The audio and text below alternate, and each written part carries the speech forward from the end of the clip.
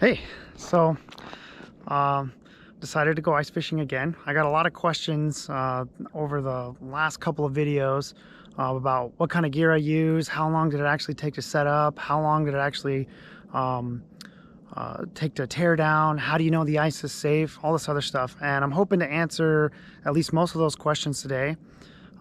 It's it's about 15 degrees warmer than it was last time, so it's sweater weather today. And I just got out to the lake.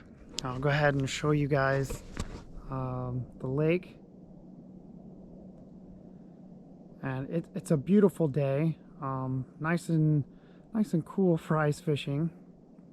You can see the mountains there in the distance and the trees and everything. My spot is going to be between where I'm standing and that tree line there. And that's where I'm going to be fishing today. One question that I can answer real quick: what do you need to go ice fishing? You need a way to get through the ice, probably some kind of ice auger like I have, and fishing pole and tackle. That's actually all you need. Everything else is kind of superfluous. What you see here, all that stuff there, that's mostly just to keep me comfortable and keep the camera and stuff going. So the sled that I have here, I was able to pick up, and I actually originally got for my trip out to the Arctic.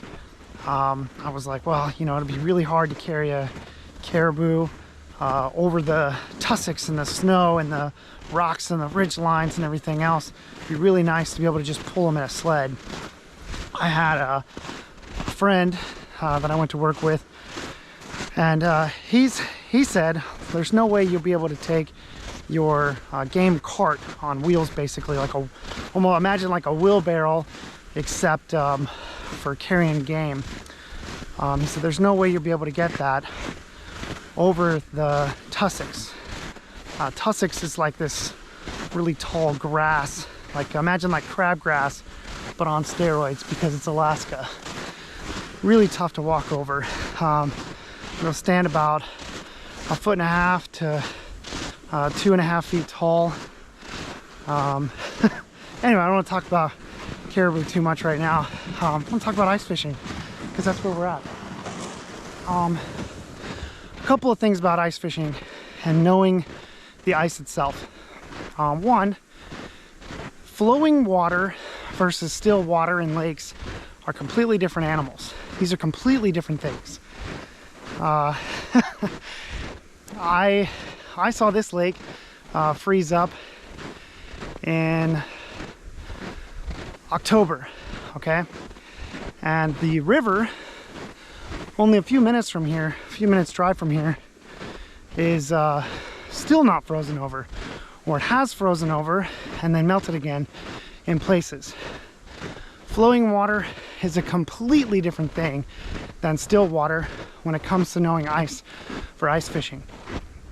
So that's where it really gets tricky, because parts of the river might be frozen and other parts might not be.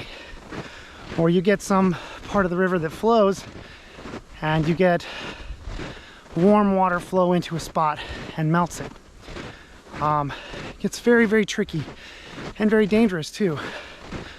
So until you know what you're doing, I strongly suggest you stay on lakes.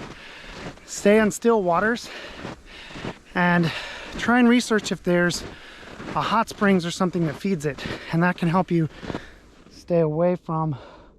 Oh, cool, guys. Okay, so I just want to show these tracks here. Let's see. You can see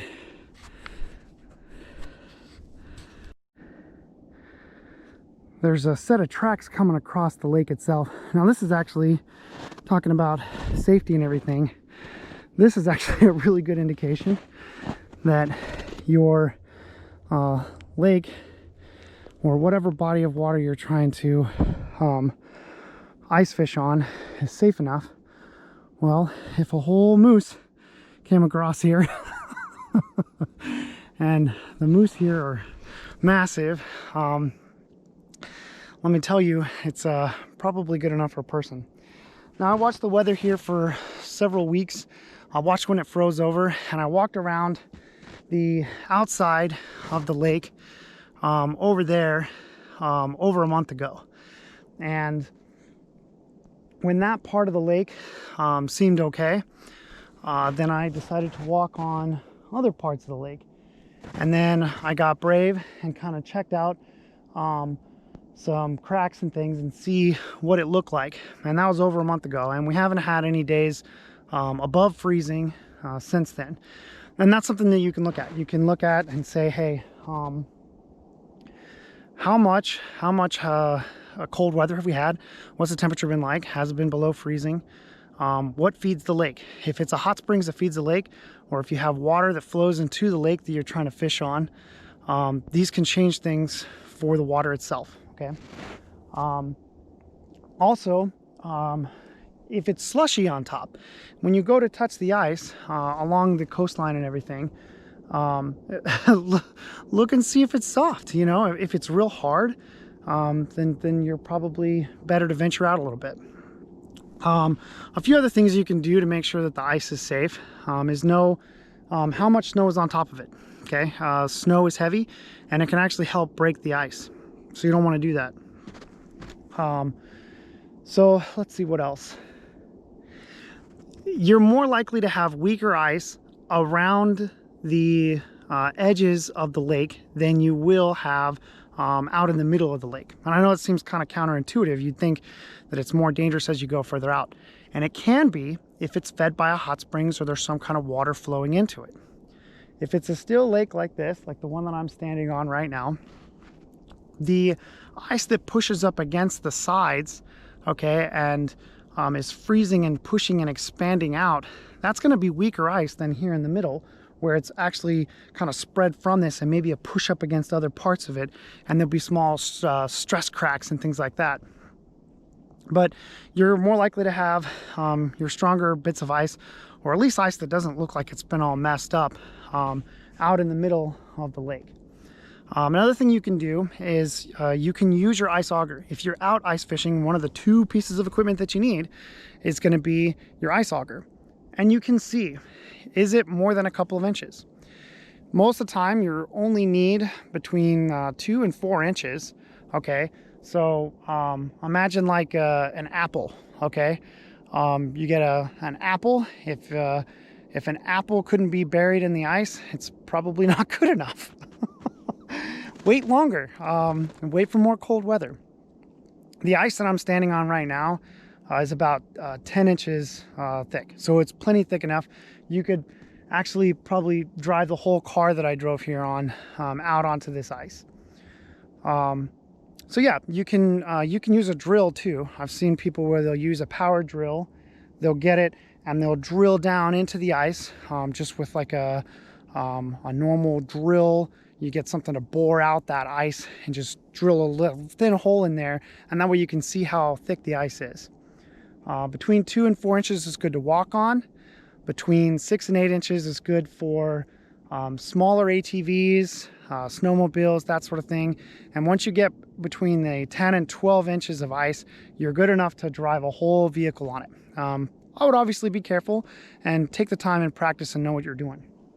Okay.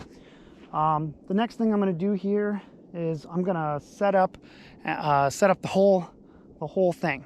So what I'm going to do is I'm going to shovel off the snow and everything from this area behind me, right next to where these tracks are that a moose came by and made for us, which is really fun.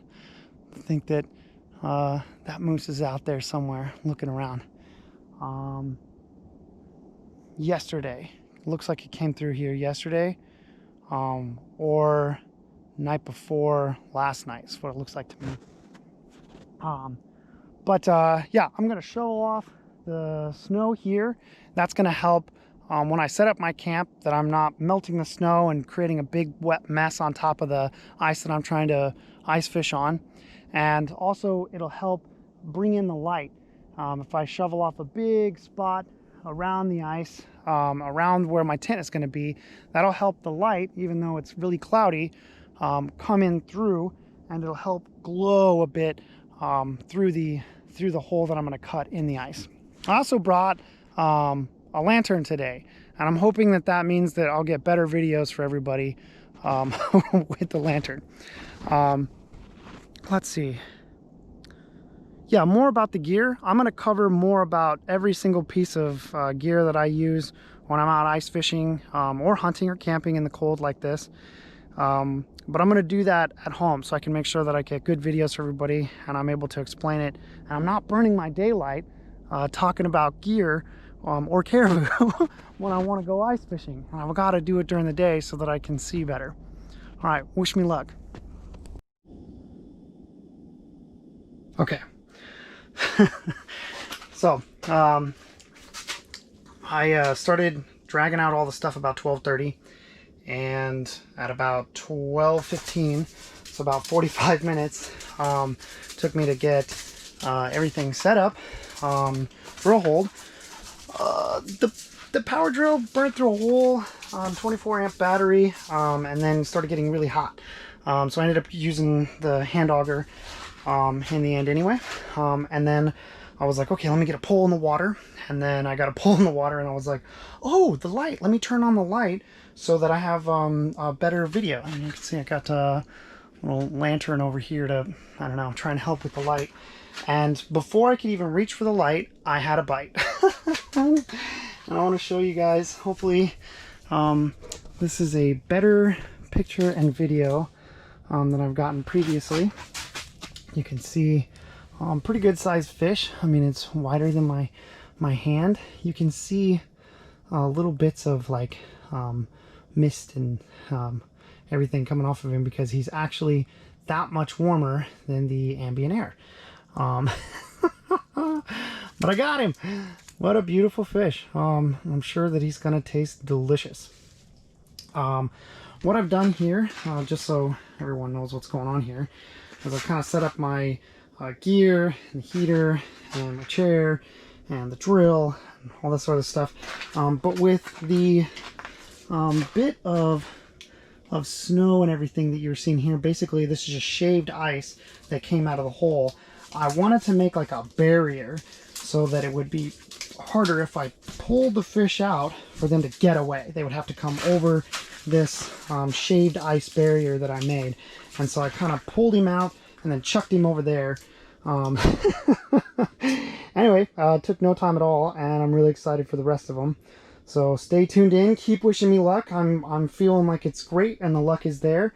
There's some really excellent glow coming out of the ice today, and I can see very, very far down in there, and there are tons of fish.